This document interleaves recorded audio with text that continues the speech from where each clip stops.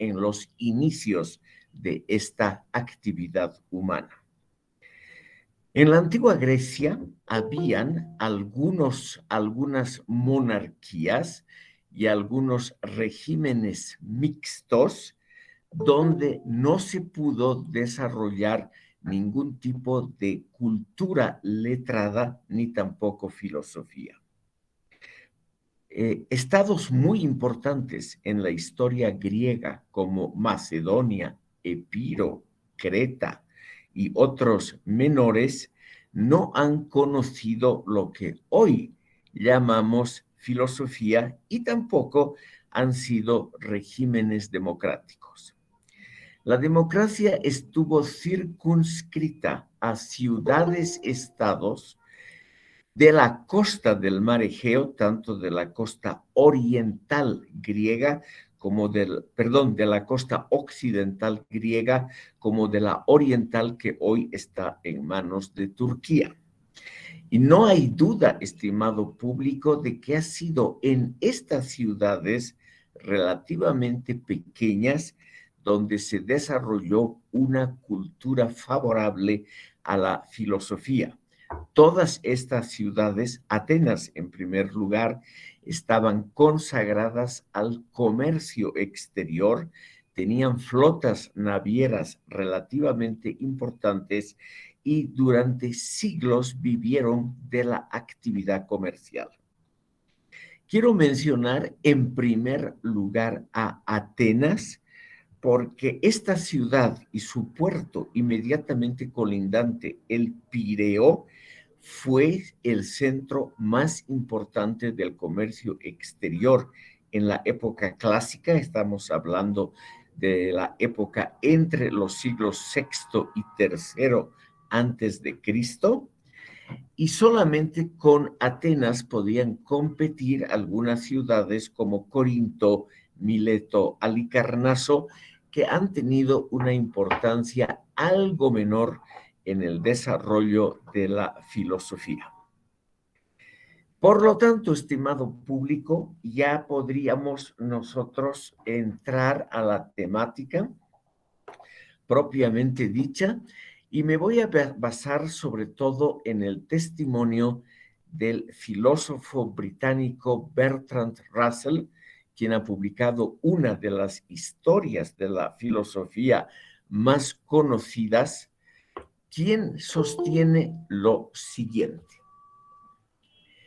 la necesidad de argumentar en la asamblea popular, que era lo más importante de la democracia griega, hizo que la actividad que hoy llamamos retórica se desarrolle enormemente.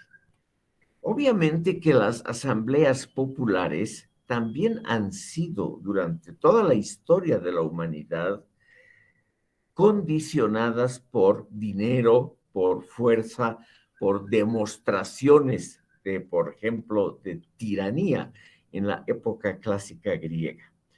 Pero para nosotros lo importante es señalar que la Asamblea Popular requería de oradores más o menos bien formados y que podían argumentar sus opiniones de forma más o menos precisa.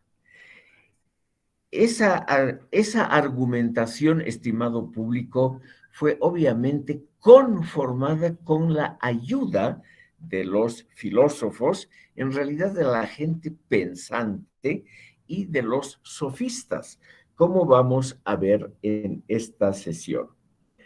Las opiniones, por todos los testimonios históricos que tenemos, eran entre sí diversas y los oradores competían por el favor de la Asamblea Popular mediante argumentos más o menos razonables. Es decir, era un carácter en general de discusión racional el que predominaba en las asambleas populares. Y por lo tanto tenía que haber una formación de estos políticos, tenía que haber un grupo de pedagogos que se dediquen a la formación retórica de los políticos, y con ellos nació justamente la filosofía. También ha sido muy importante, estimado público, lo que han influido los pensadores anteriores. Aquí tenemos en la imagen a Heródoto o Heródoto, el primer gran historiador de la historia intelectual, que lo hemos tratado en la sesión anterior, y por lo que se sabe, como era un texto muy ameno y lleno de datos sobre otras culturas, datos en parte divertidos, la obra Historias de Heródoto fue uno de los manuales de la formación de los jóvenes políticos que querían participar en las asambleas populares. Además de Heródoto, estimado público, tenemos aquí al gran historiador ateniense Tucídides, que lo hemos tratado en la sesión anterior. Durante mucho tiempo, en realidad, hasta el Renacimiento, la obra cumbre de Tucídides, la historia de la guerra del Peloponeso, fue la obra más leída en este campo, donde había en esta obra una enorme cantidad de datos sobre el funcionamiento de las asambleas populares, sobre todo de la Asamblea Popular Ateniense. Entonces, aquí tenemos a la obra de Tucídides como una de las bases de la formación pedagógica de los políticos en la democracia. Me voy a referir también brevemente a lo que Bertrand Russell señala.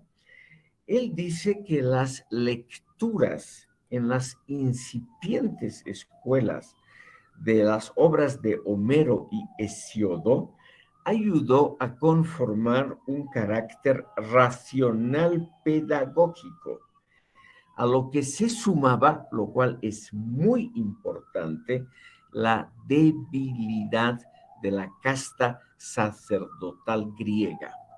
Al contrario de la gran religión del Egipto faraónico y del imperio persa, los sacerdotes griegos no tenían un gran poder social o político, y esto favoreció la formación de estos pensadores como los sofistas, que reprodujeron importantes estilos de retórica, estilos de discusión, de dar respuestas adecuadas al público, con lo cual lentamente se fue conformando una forma de discutir, sobre todo en Atenas y en las ciudades más grandes, que fue también fomentada por el teatro.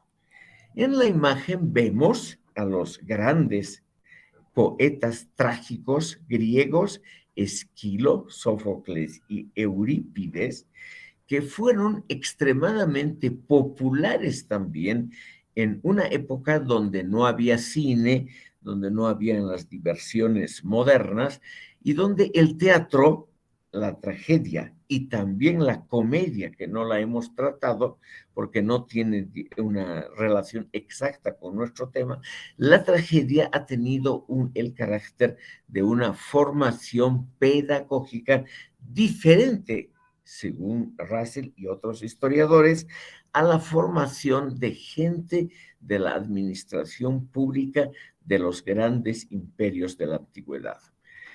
Entonces, estimados oyentes, aquí tenemos el caso muy interesante de que Esquilo, Sófocles y Eurípides han contribuido poderosamente a la formación de una atmósfera general, es decir, de un hábito colectivo que era favorable a la discusión de asuntos públicos. Y así nació lo que hoy llamamos filosofía.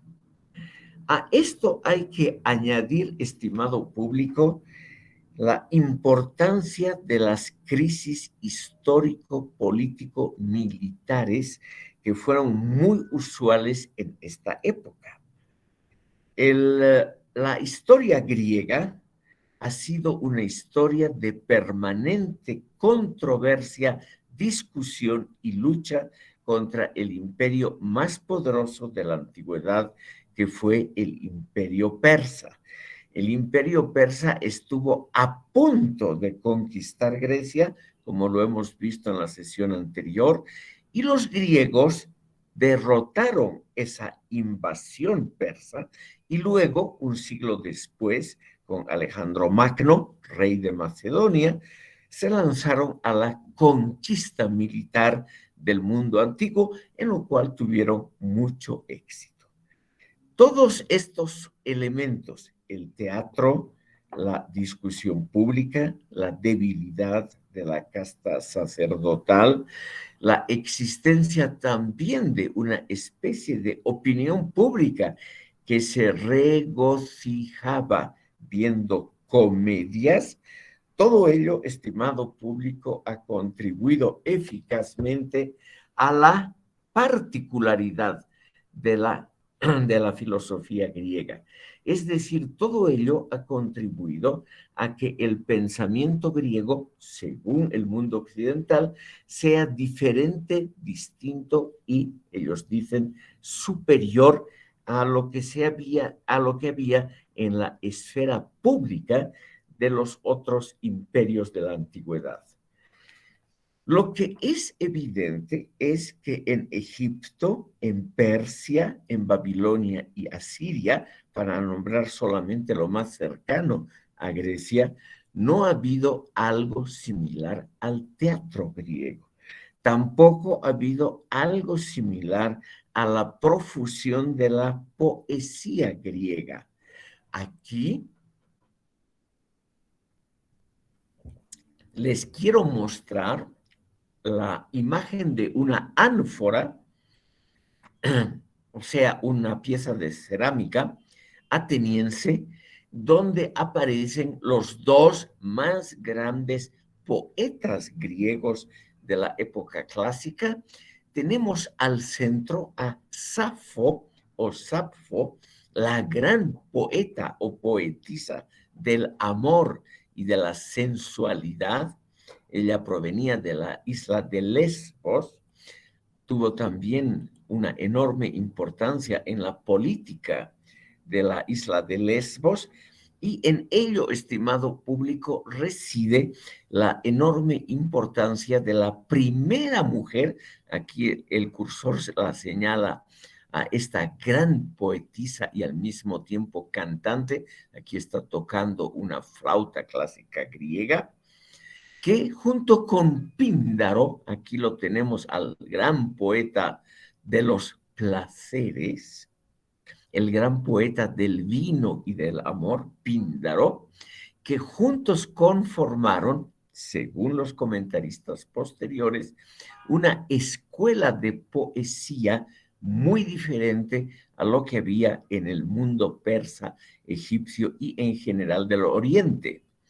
En una palabra, era un mundo donde estos poetas que recitaban públicamente sus obras, como fue la tradición hasta la Edad Media, estos bardos, en el fondo itinerantes, como también lo fueron Homero y Hesiodo, hablaban de temas que en otras culturas estaban tabuizados, es decir, prohibidos, como el amor físico entre hombres y mujeres, o el amor físico entre mujeres, como el caso aquí de Safo, que también es la madre del movimiento lesbiano. El nombre viene de la isla de Lesbos, donde ella pasó toda su vida.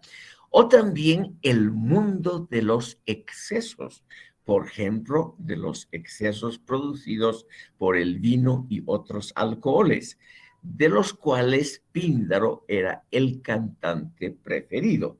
Aquí lo ven ustedes en esta ánfora muy antigua del siglo V antes de Cristo, lo ven ustedes a Píndaro, donde ya está en una especie de éxtasis por el mucho vino que ha bebido y también por el canto alucinante de Sapfo. Entonces, estimado público, según los especialistas en la historia cultural griega, todo esto se conjugó en el siglo V antes de Cristo con la aparición de los sofistas, a los cuales también a veces se atribuye la pertenencia de Sócrates, que es el tema principal de la sesión de hoy. Debemos decir, en cambio, unas palabras sobre los dos principales sofistas. Aquí tenemos un busto de Protágoras, que inmediatamente después lo vamos a ver a Gorgias. Ambos, cuando tratemos a Platón en sesiones posteriores, vamos, estimado público, a comentar los dos grandes diálogos platónicos que se llaman Protágoras y Gorgias, que en realidad tienen poco que ver con la doctrina de estos pensadores. Como son presocráticos y según el programa de la carrera corresponden al curso Filosofía Griega 1, seré muy breve y mencionaré solamente lo esencial.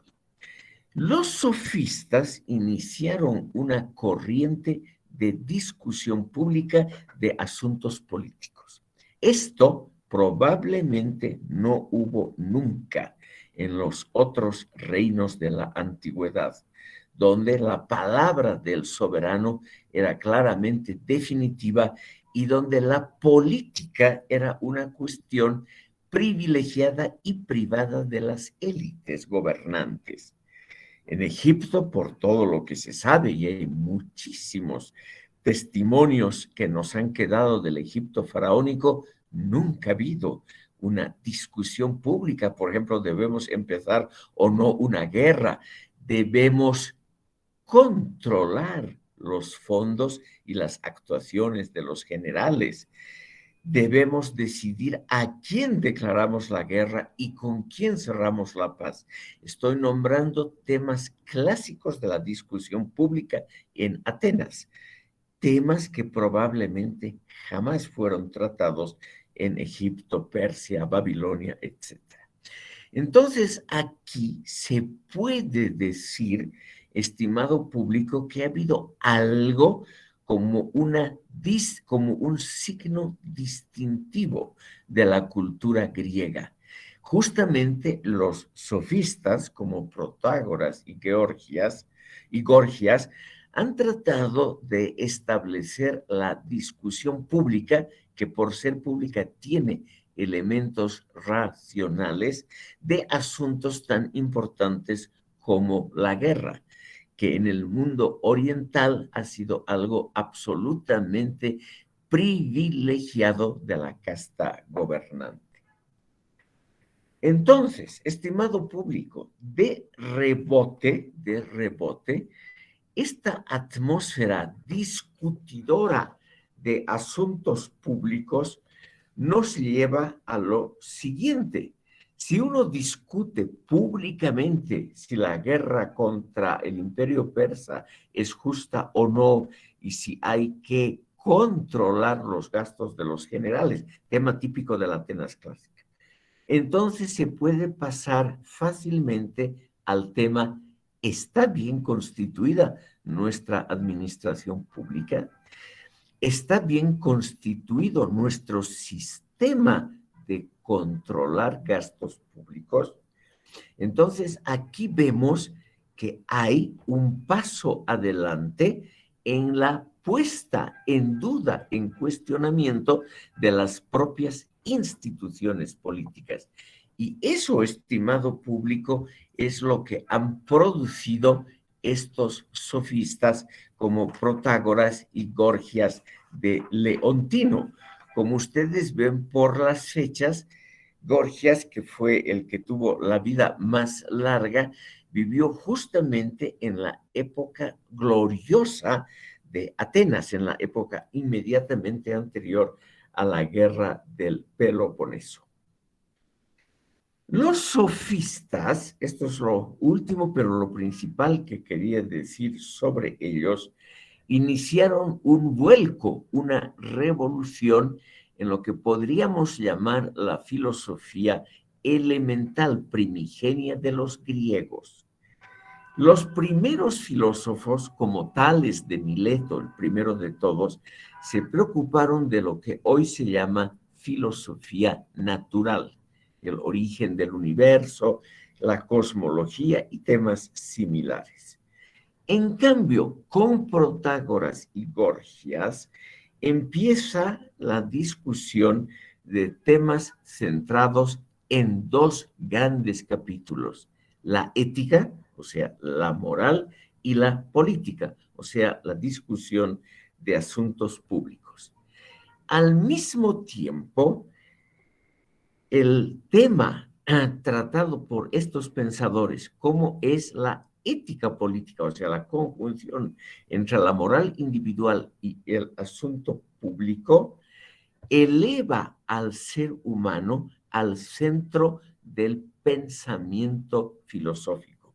O sea, ya no es más la discusión cuál es el origen del universo, etcétera, que son temas de filosofía natural, sino que desde estos pensadores sofistas, los asuntos individuales, el comportamiento adecuado de los seres humanos en situaciones controvertidas, eso es la política, devienen el centro de la atención. El ser humano se transforma en un conjunto de proyectos y designios sociales que están en abierta competencia y contraposición unos con otros. Los sofistas justamente enseñan que la idea de la armonía perenne, o sea, permanente del cosmos, que eso no se puede aplicar a asuntos humanos. En lugar de discutir, hablar y enseñar sobre la armonía preestablecida del universo, o sea, de la naturaleza, los sofistas pasan al gran tema que también es el tema socrático. ¿Cuál es la visión del conflicto permanente que hay en la esfera pública? Entonces, el conflicto, estimado público, se transforma en el tema preferido y naturalmente se discuten las actitudes, los comportamientos, los valores morales que deben desarrollar los seres humanos en una época de conflicto permanente, no en una época de estabilidad, como lo enseñaron los pocos pensadores griegos y persas que siempre hablaron de la armonía del universo con la armonía del orden político de sus estados, sino que aquí el disentimiento, la facultad de disentir con el otro, se convierte en el centro de la atención intelectual, el disentimiento. Y esto es, según muchos pensadores occidentales, lo que configura y fundamenta la gloria, el rasgo distintivo de la filosofía griega. Reitero por su importancia, en lugar de la armonía celestial, de la armonía del universo, el tema principal se convierte en el disentimiento permanente, en la discusión permanente entre los diferentes grupos políticos y entre aquellos líderes que quieren brillar en las asambleas populares. Esto nos lleva a otro punto central que probablemente es otro de los elementos distintivos de la cultura y la filosofía griegas, el escepticismo, o sea, la desconfianza ante la posibilidad de un conocimiento unitario y siempre igual del mundo y del ser humano. Y de ahí, estimado público, hay solo un paso a dudar de las facultades cognitivas y hasta del problema de la transmisibilidad del saber. Transmisibilidad significa la facultad de traer a otros, de llevar a otros el conocimiento de uno.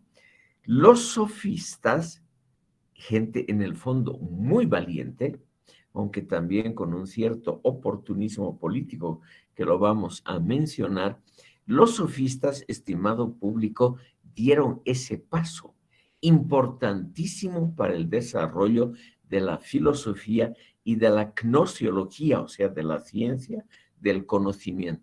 Si hay tantas opiniones divergentes, si el mundo no es armónico, si el mundo es un conjunto de problemas, de dilemas éticos, entonces también se puede pensar que nuestras capacidades cognitivas, en primer lugar, no son iguales entre todos los seres humanos y al no ser iguales, surge la pregunta, ¿son nuestras capacidades realmente suficientes para conocer todo el universo y sobre todo la sofística?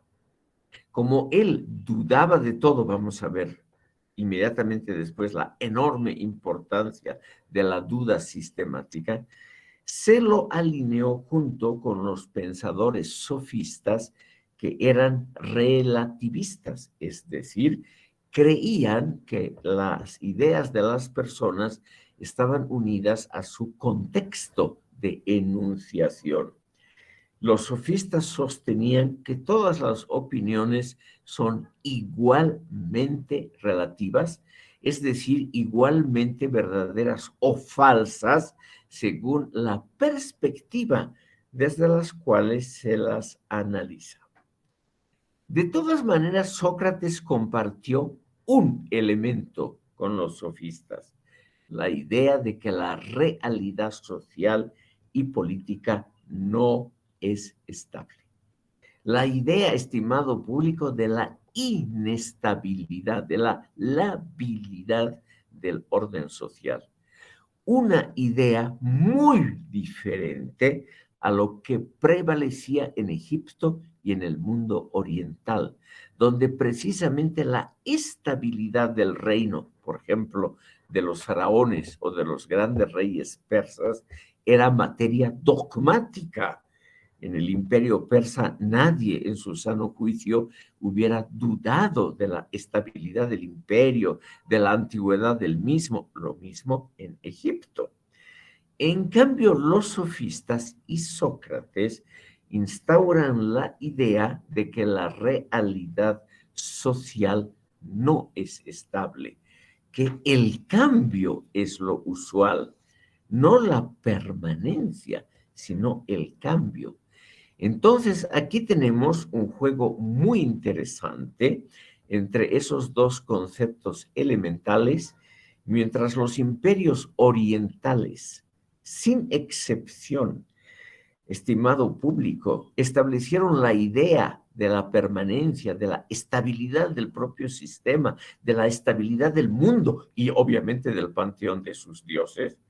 Los egipcios estaban muy orgullosos de que sus dioses, por lo menos en el periodo en que hay escritura, más o menos 3000 años, que estos dioses eran siempre los mismos ritos, las mismas doctrinas, etc. Los griegos, en contraposición, establecen el cambio, la inestabilidad como la cualidad distintiva de la realidad. Esto es mucho más importante de lo que aparece a primera vista, porque así, estimado público, claramente nosotros llegamos a la conclusión de que la inestabilidad es lo esencial.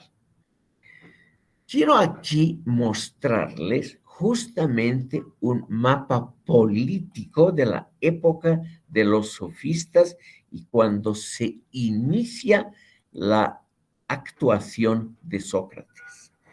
Aquí en el mapa, estimado público, los diferentes colores nos señalan los territorios de los griegos. En color amarillo están los miembros de la llamada Liga de Corinto. Corinto está aquí, donde estoy poniendo el puntero, que era un lugar cerca del Istmo de Corinto. Esta es esa lengua de tierra que comunica la península del Peloponeso con el continente. Y Corinto, después de Atenas, siempre fue el lugar más importante para el comercio exterior y para la filosofía. Y aquí están también en color un poquito más leve, Tesalia, este territorio bastante grande, famoso por sus caballos y sus guerreros, que estaba casi siempre aliado a Atenas. En cambio, aquí, en color que podríamos llamar azul oscuro, está Esparta. Esparta, estimado público, durante mucho tiempo fue neutral en las guerras entre los estados griegos y el imperio persa. El imperio persa está aquí en color morado lila y ustedes ven el imperio persa domina la costa oriental del mar Egeo, que son ciudades de habla y cultura griegas. Aquí está Mileto, Éfeso, Esmirna, etcétera, etcétera. Todas estas ciudades y esta zona donde estoy moviendo el cursor durante milenios, no solo durante siglos, fue parte de la cultura griega, pero es una zona que estuvo altamente controvertida militarmente. Aquí, al comienzo de la época clásica de la filosofía, el imperio persa domina esta costa oriental del mar Egeo, pero no las islas, como ustedes ven, aquí está Lesbos, la famosa isla de la poetisa Safo. Estas islas antes eran muy, muy importantes por su producción de barcos, que en esa época era el medio principal de transporte. Y aquí podemos ver claramente a Macedonia, estimado público, en color anaranjado. Este es el mundo de Alejandro Magno. Aquí está la capital Pela, pero Macedonia no produjo ningún pensador, ni tampoco produjo lo que se llama la democracia, eso no había, y tampoco en el reino de los molosos o Epiro, aquí en el noroeste de Grecia, con su capital Dodona, centro de muy famosos santuarios de los dioses griegos, que también constituyó durante siglos un reino independiente, pero que tampoco produjo filosofía. Lo mismo la isla de Creta, aquí abajo, en el sur, siempre aliada a Esparta. Entonces, aquí, estimado público, tenemos un mundo, como ustedes ven aquí, un mundo que se va a modificar profundamente en la época de Sócrates. Justamente en la época de Sócrates es la época de oro de Atenas. Y Atenas logra expulsar a los persas de la costa aquí del mar Egeo. Y estas ciudades-estados, Halicarnaso, Mileto, Éfeso y todas las otras, estas ciudades se alían siempre a Atenas. O sea, Atenas logra constituir, como ustedes ven también aquí, un imperio fundado en ciudades comerciales. Eso es lo interesante. Atenas nunca tuvo un ejército muy importante, pero tuvo la habilidad mediante el dinero y el diálogo de conseguir aliados importantes en el mundo griego. En cambio, Esparta y la Liga del Peloponeso, aquí está Esparta, el reino de Esparta, era una monarquía curiosa, una monarquía con dos reyes simultáneamente, como el consulado romano. Aquí, estimado público, esta fue siempre la gran opositora, la rival de Atenas. Y durante la guerra del Peloponeso, aquí están, estimado público, en este mapa están los aliados de Atenas y los aliados de Esparta durante la guerra.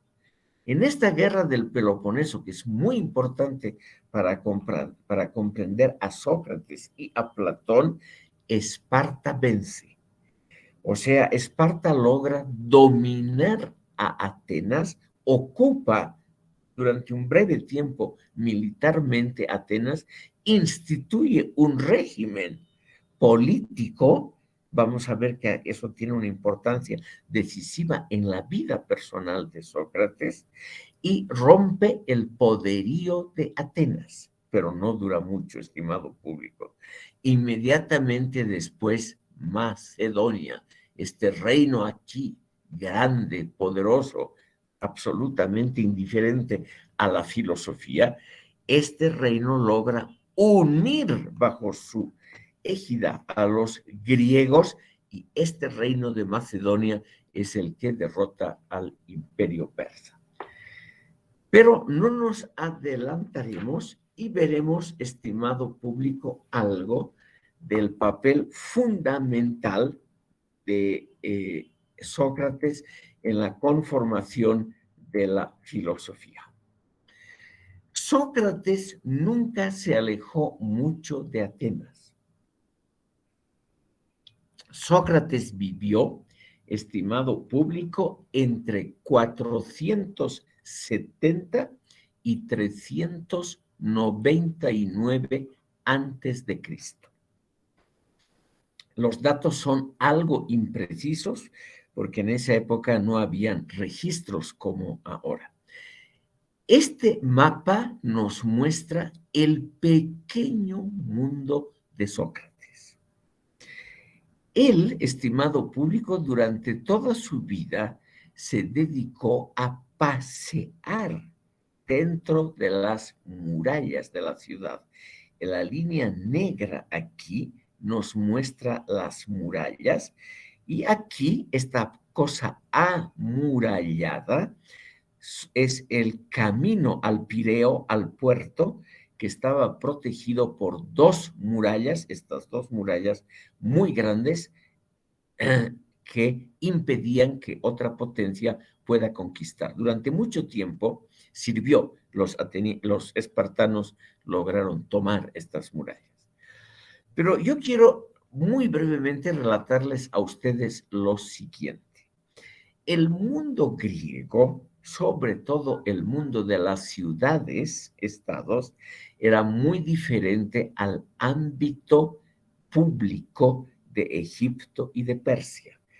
Este era un ámbito más abierto a que los ciudadanos se intercomuniquen entre sí.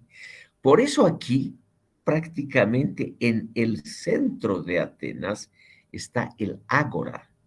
Este lugar, estimado público, donde se mueve el cursor, es el mundo privilegiado de Sócrates. Él discutía con la gente en esta plaza enorme del ágora, en esta plaza del mercado, rodeada, como ustedes ven, de edificios importantes, cosa que tampoco existía en otras culturas, por lo menos en la persa y en la egipcia. No existían en esas culturas una gran plaza en el centro de la ciudad que sea el lugar de reunión y también de debate de los ciudadanos. Eso no existió en Persépolis, por ejemplo. Nosotros, nosotros conocemos esto porque las ruinas de Persépolis, la capital del imperio persa, están más o menos bien conservadas hasta hoy. Y lo mismo las grandes capitales egipcias, Tebas en el sur y Memphis en el norte, tenemos una idea bastante clara de cómo era la ciudad y su urbanismo. Y no había algo así como esta enorme plaza rodeada de los edificios públicos. Nosotros, vía España, hemos heredado esa tradición, estimado público. Nosotros tenemos también plazas, por ejemplo, la Plaza Murillo, como la plaza central de la ciudad, que está rodeada todavía hoy de los edificios públicos, la catedral, el Palacio de Gobierno, el antiguo Palacio Legislativo, etcétera, donde se desarrollaba también en La Paz la vida pública, por ejemplo, en el siglo XIX, muchos de los grandes actos públicos, como el asesinato de Belzu por Melgarejo, todo eso tuvo lugar en la plaza pública. Aquí tenemos una reconstrucción de lo que era Atenas en la época clásica.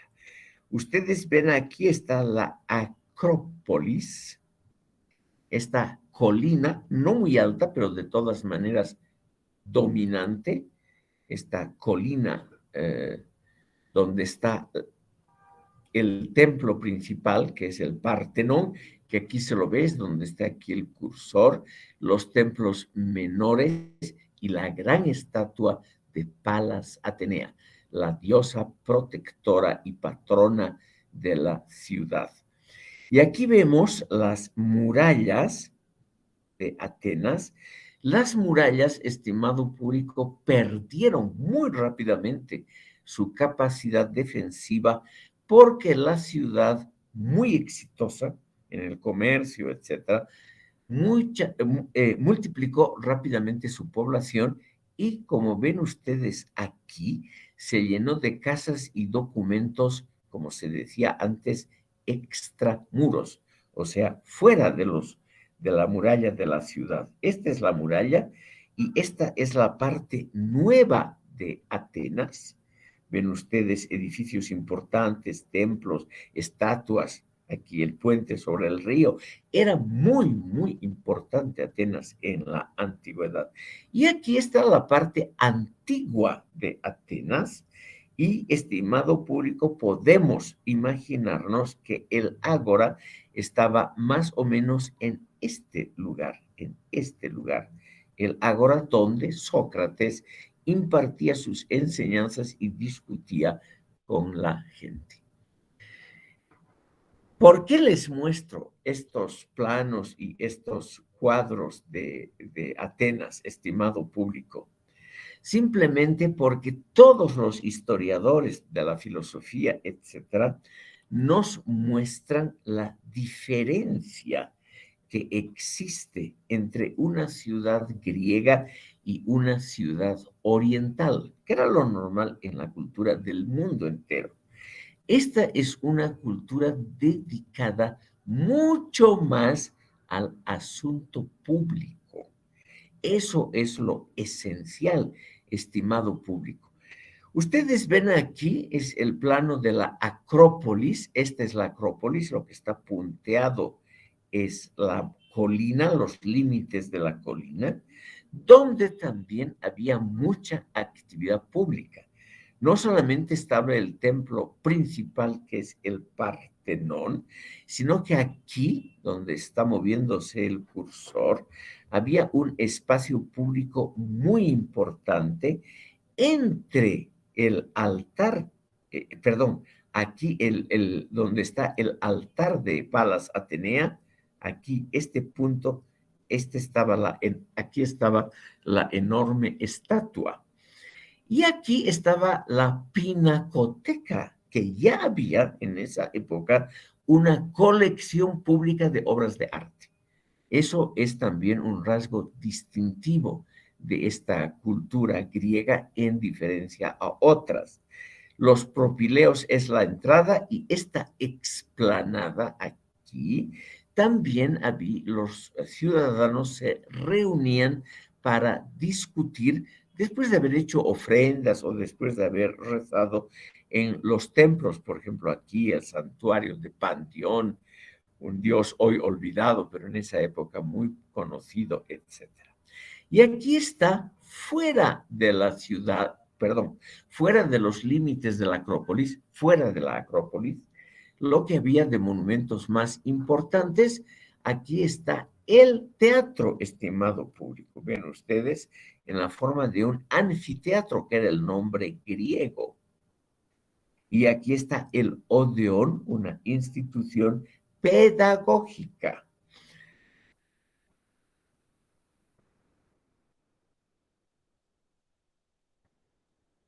Perdón.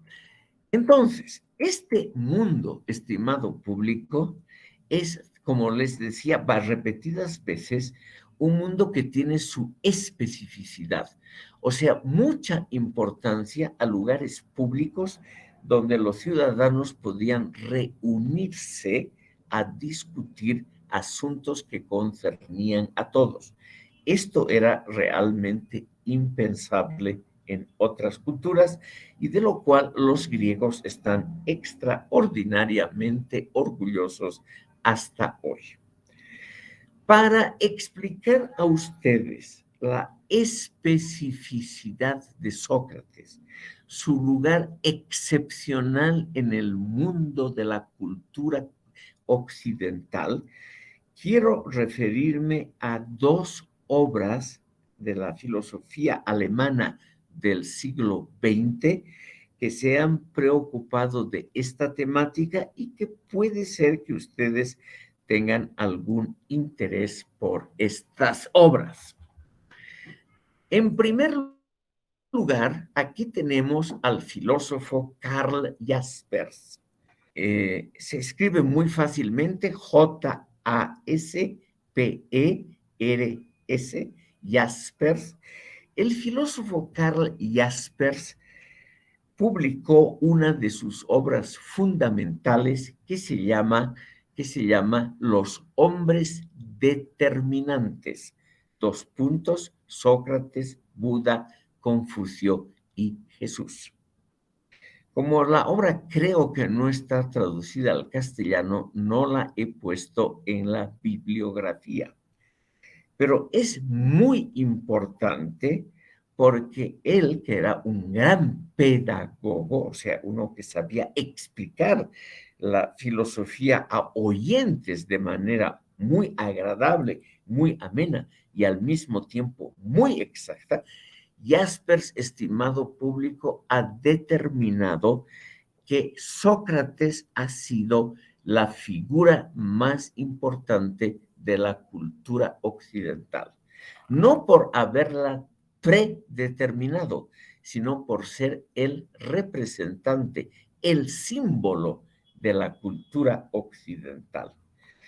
Por eso, y porque Jaspers justamente trabaja ese tema de la distinción, la especificidad de la cultura occidental en la figura de Sócrates, es que me permito muy brevemente comentar a ustedes el contenido de este libro de Jaspers, para que vean ustedes que no es un libro eurocéntrico, sino que es realmente una obra de filosofía que nos obliga a ver el mundo y su historia de una manera diferente a la que conocemos hasta ahora.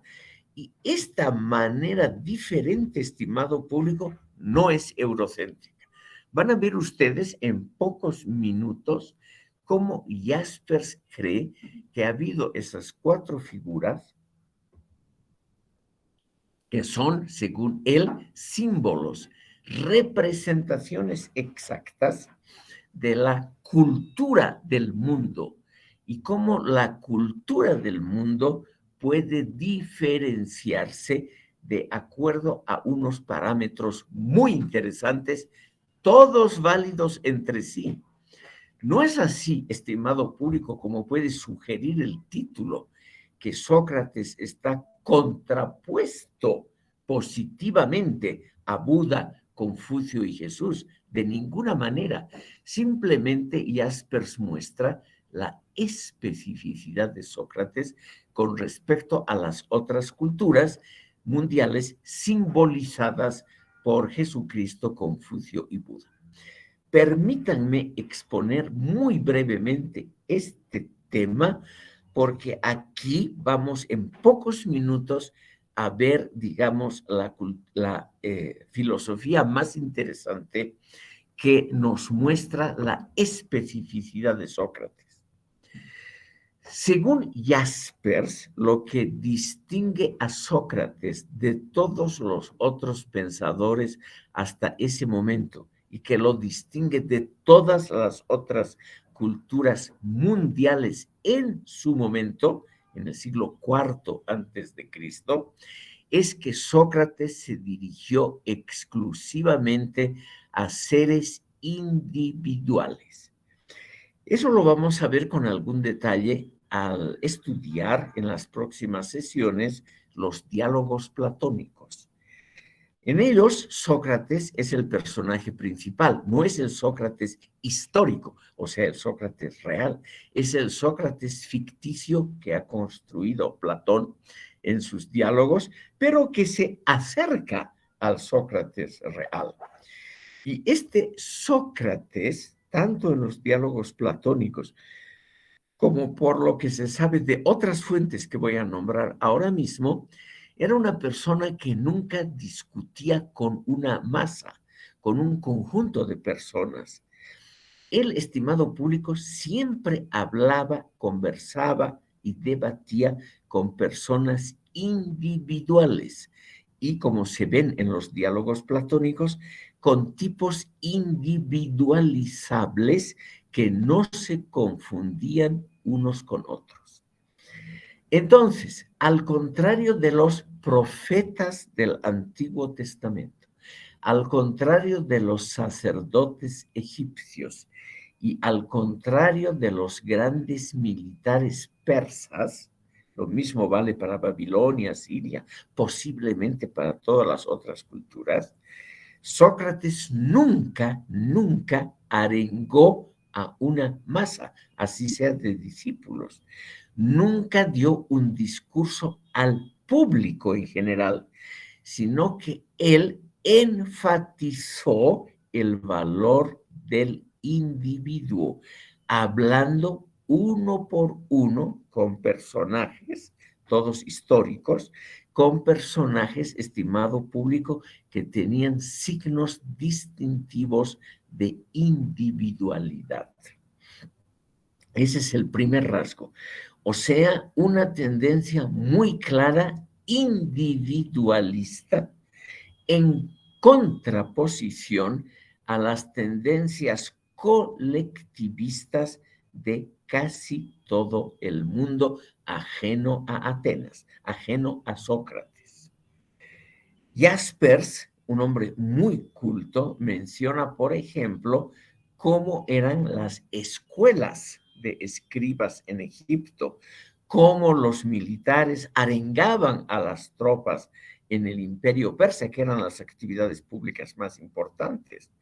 Y aquí el que hablaba, el que tenía la palabra, el orador, no diferenciaba, no distinguía entre los receptores de su mensaje, sino que era prácticamente un mensaje, una arenga, es decir, una alocución consagrada a un público grande que no distinguía entre los personajes.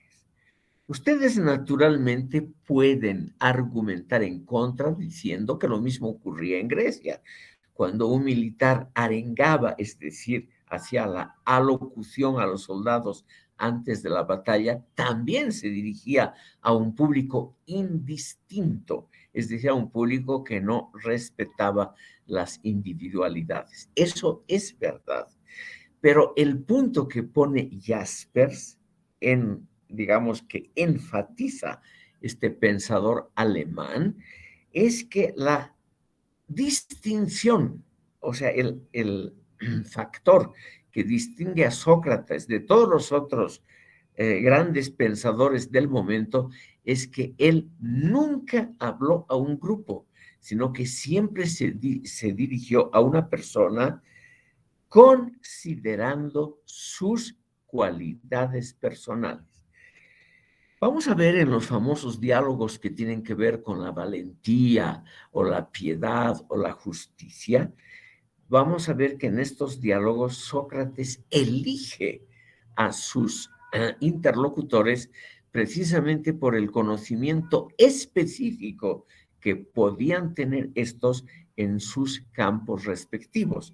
O sea, él hablaba a los especialistas sobre el tema especial que ellos dominaban. Él elige hablar a un alto militar para que el militar le explique la virtud bélica por excelencia, que es la valentía. Él elige a un sacerdote para hablar de la piedad religiosa porque se supone que un sacerdote es el que más conoce de ese campo, y así sucesivamente.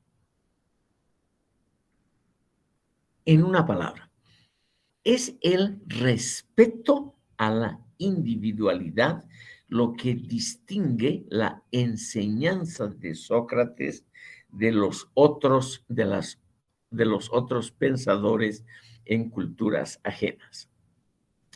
El segundo punto que desarrolla Jaspers muy claramente es que Sócrates nos hace ver claramente por medio de sus diálogos que no podemos ser ingenuos, que no podemos al final del diálogo creer, como lo habíamos hecho, en la verdad con que se inicia el diálogo.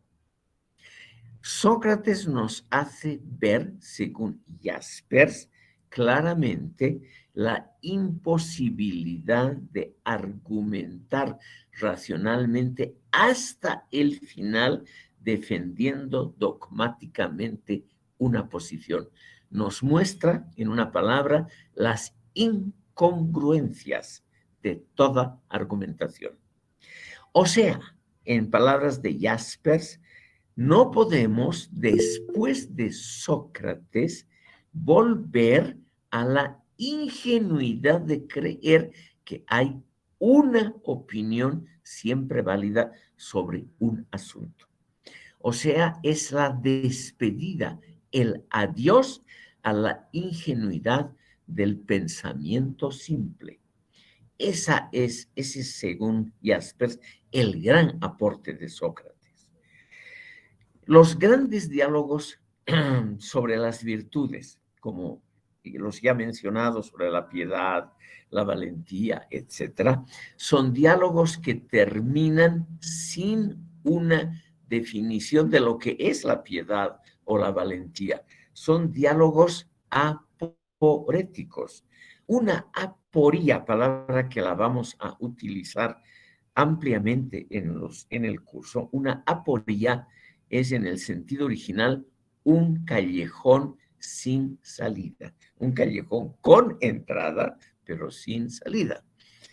Es decir, estimado público, lo que nos muestra Sócrates no es lo que significa la valentía, sino las dificultades de conocer lo que es la valentía.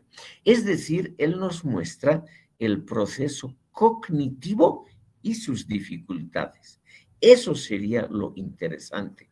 O sea, nos hace ver un poco más allá de lo que habitualmente vemos. Eso sería el gran mérito de Sócrates.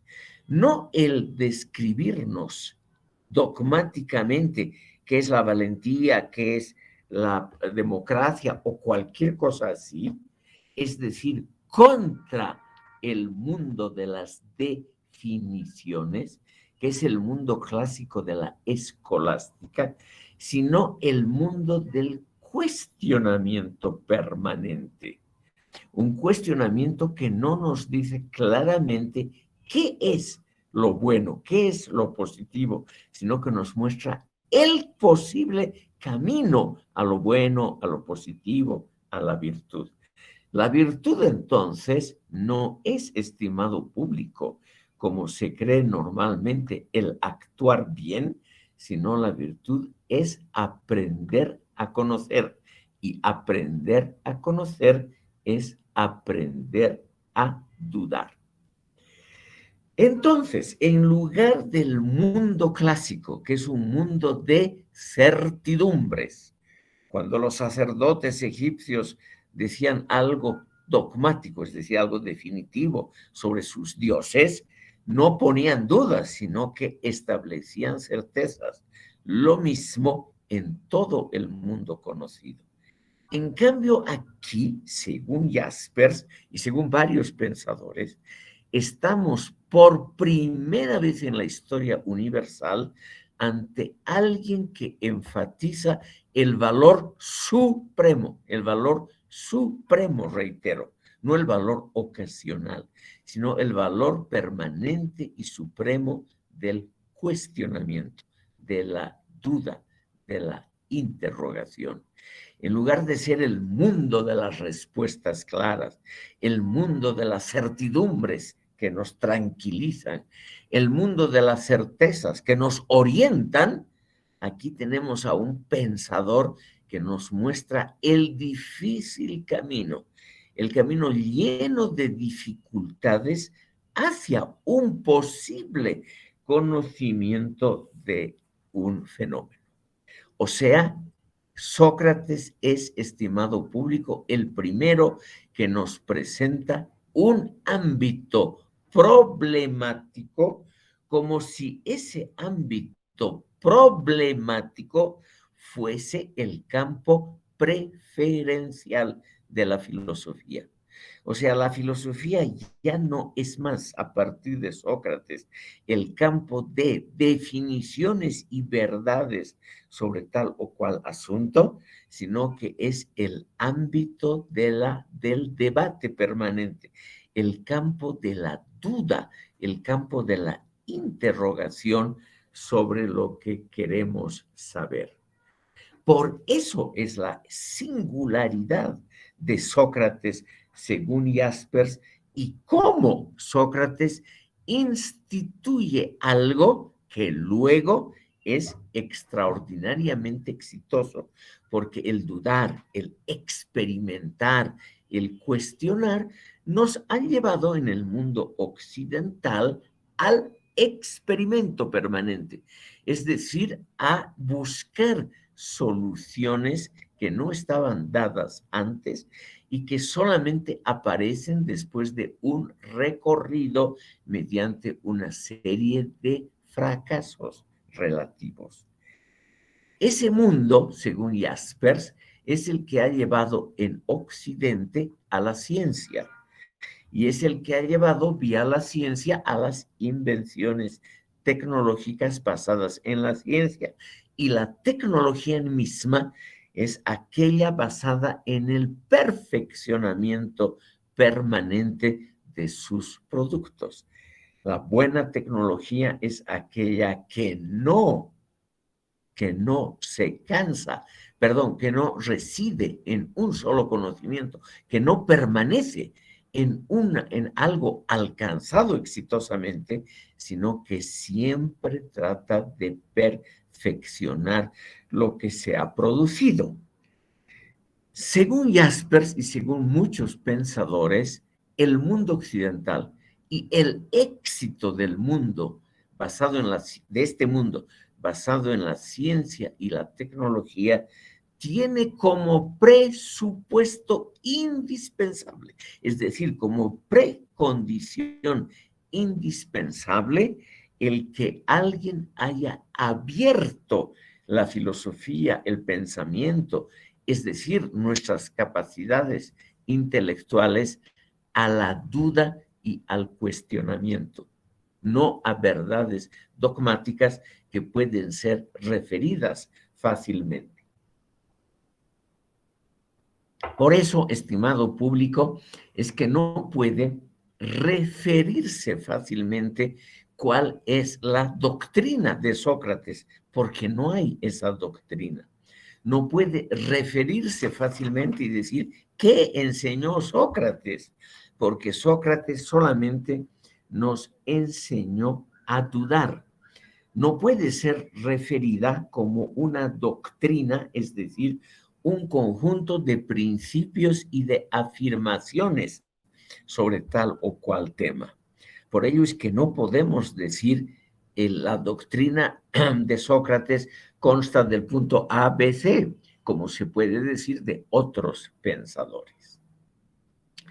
Y ahora, para que vean ustedes que esto que aparece a primera vista como algo eurocéntrico, según Jaspers, no lo es así.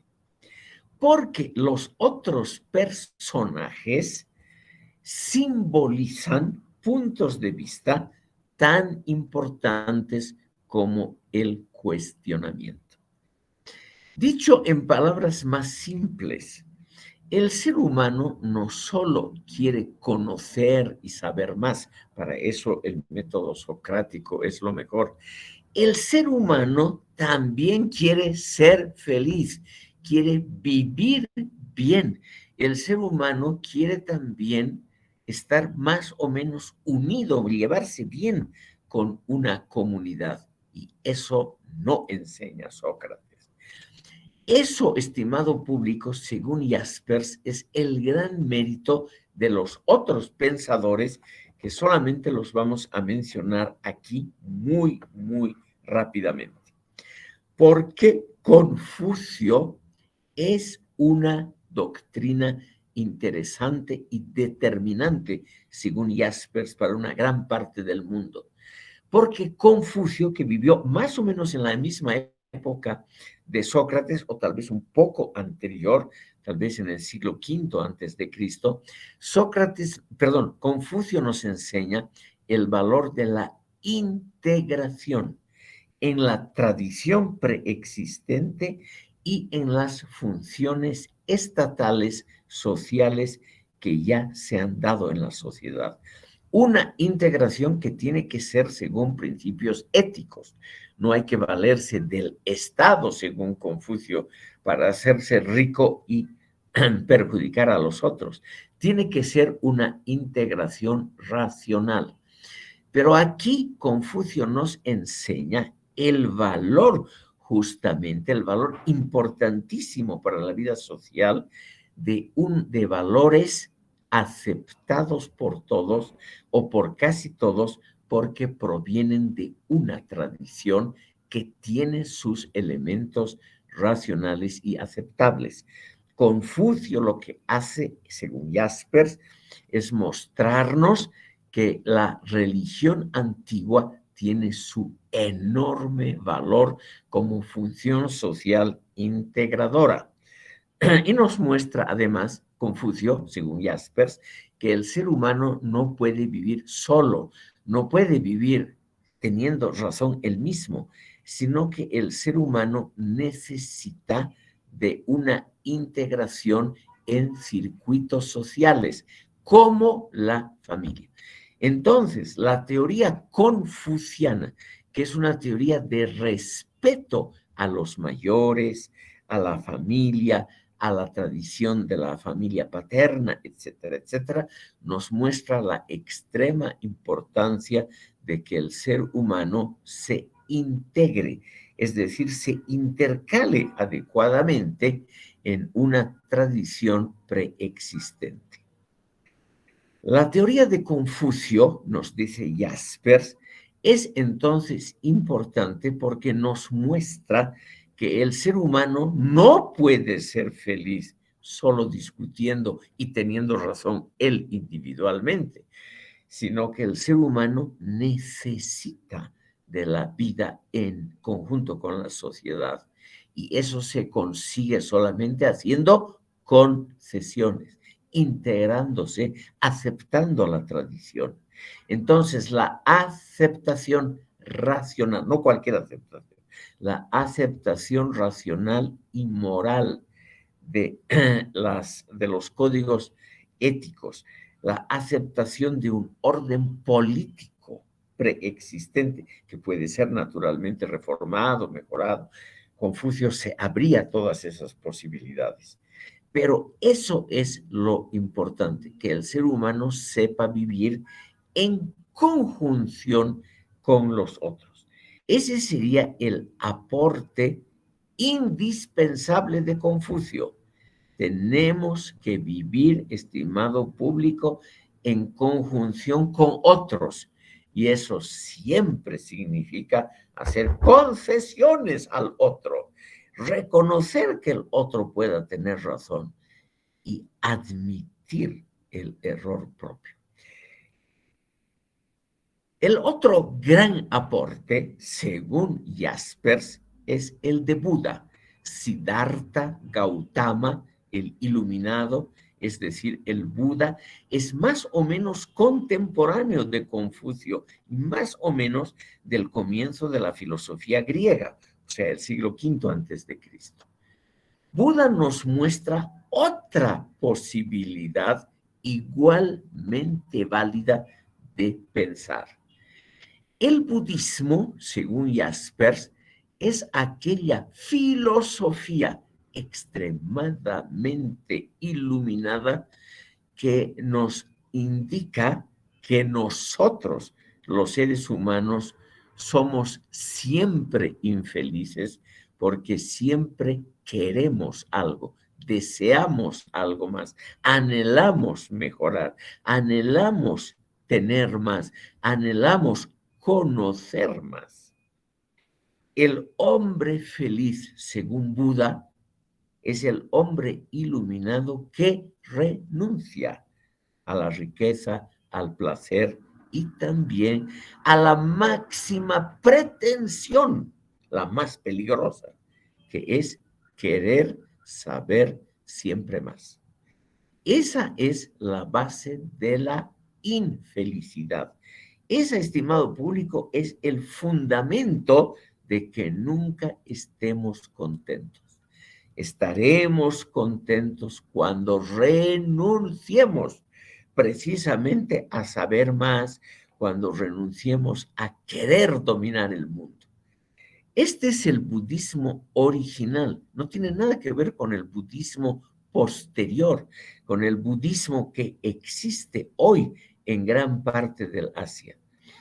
El budismo original, como filosofía de la renuncia, nos indica claramente que la base de nuestro descontento, la base de nuestros dolores de estómago, la base de nuestra infelicidad es ese anhelo de no contentarnos con lo que ya tenemos y aceptar humildemente lo que nos depara el destino.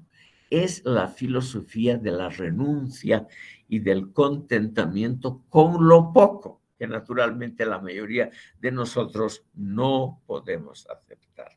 Pero es una posición filosófica válida, una posición que posteriormente ha sido analizada y estudiada por Schopenhauer y por muchos otros pensadores occidentales. También, estimado público, la filosofía del psicoanálisis, la filosofía freudiana, nos muestra claramente el valor de la renuncia. Esta es lo que el budismo nos enseña. El budismo es, por lo tanto, asocial y apolítico. Y según Jaspers, se necesitaba también esa posición en la filosofía. No solo la posición del cuestionamiento, la socrática, de la integración social, la posición confuciana china, sino también la posición de la renuncia al mundo como lo único sabio que el ser humano puede hacer.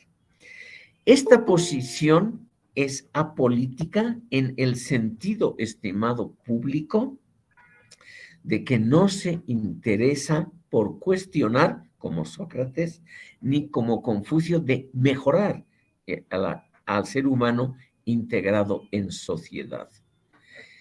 Esta posición budista, Jaspers mismo reconoce que tiene un grave riesgo.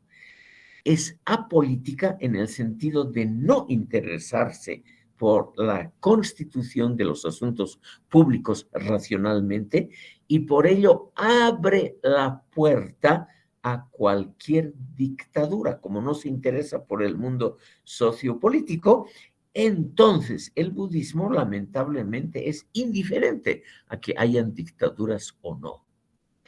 Y evidentemente en el mundo budista de hoy, sobre todo en el budismo ortodoxo del Asia Sudoriental, no tanto en el budismo no ortodoxo de Japón y China, sino en el ortodoxo de Birmania, Ceilán, Vietnam, Camboya, Laos, Tailandia. Ahí vemos, estimado público, la enorme importancia de una filosofía no budista que también considere discutir asuntos públicos como algo positivo, porque en todos estos países mencionados hay dictaduras aceptadas más o menos mansamente por la población. Por ejemplo, en Birmania, una dictadura militar, la actual, que ya dura 60 años en el poder, desde el año 1962, una dictadura militar con ribetes, ellos mismos dicen socialistas, o una dictadura tradicional como en Tailandia, en fin, hay muchas variantes.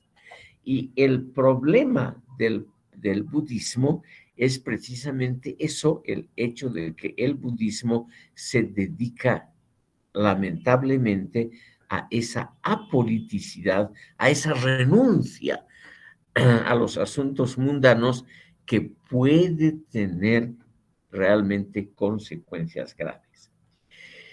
El tercer y último gran pensador, según Jaspers, es Jesucristo. Perdón. Álvaro Ríos Laguna, levanta la mano, por favor, señor Ríos Laguna. Lo escuchamos. Gracias, profesor. Simplemente una duda.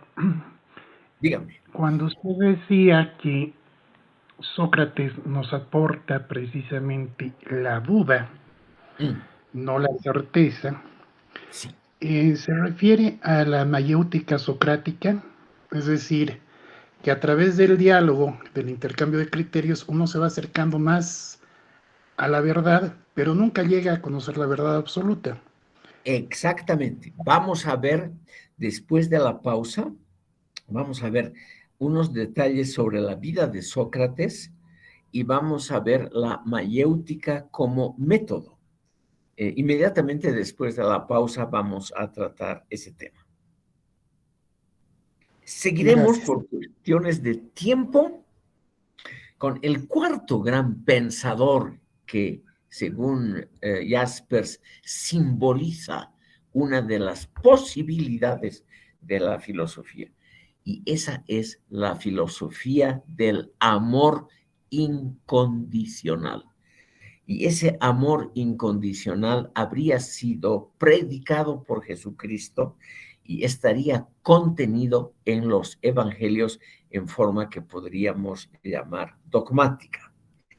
Jaspers mismo reconoce que el sermón de la montaña contenido en el evangelio de San Mateo es hasta el día de hoy el más brillante testimonio del amor al prójimo y de la necesidad de organizar un orden social que esté basado en el amor y no en la competencia entre los seres humanos. Además, el Sermón de la Montaña nos muestra que habrá una recompensa a los que sufren, o sea que los que sufren hambre y sed de justicia, como dice el Sermón de la Montaña, serán saciados de ella en el otro mundo. O sea, estimado público, es, según Jaspers, una posición eminentemente filosófica, con problemas como todas, obviamente, que los vamos a ver brevísimamente ahora.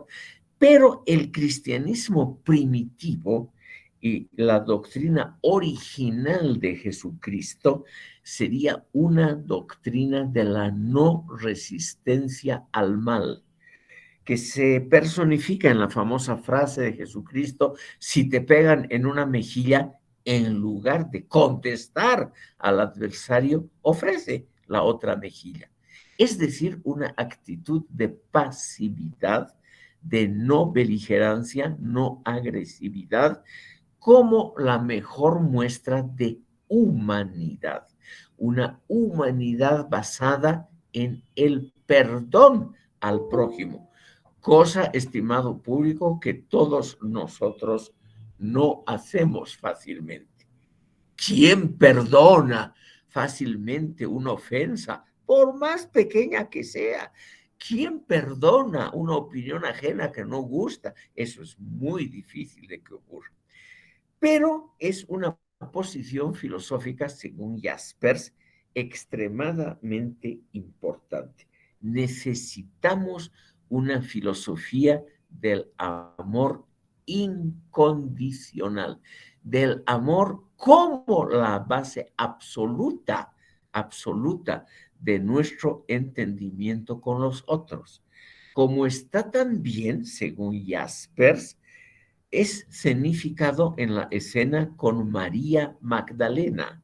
María Magdalena, la pecadora, que es perdonada por Jesucristo y pasa a ser un miembro importante de su colectividad, de su comunidad.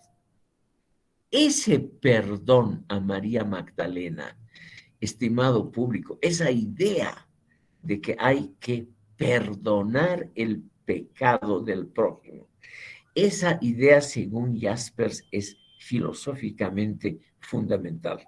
La vida humana sería mucho más rica, mucho más llevadera si tenemos esa predisposición a entendernos con el prójimo. Por las dudas, aquí en la pizarra del chat voy a poner el nombre de este pensador alemán.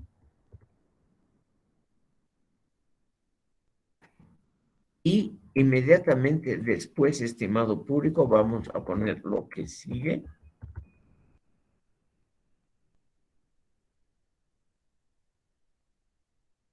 Porque me parece, pudiendo equivocarme fácilmente, que son opiniones importantes para comprender justamente la figura de Sócrates. Resumiendo y cerrando esta primera parte de la sesión, Karl Jaspers, estimado público, reconoce y más bien establece claramente cuál es la especificidad y el logro notable de Sócrates como el representante de la filosofía y de la cultura occidentales, basada en la duda, el experimento, el cuestionamiento.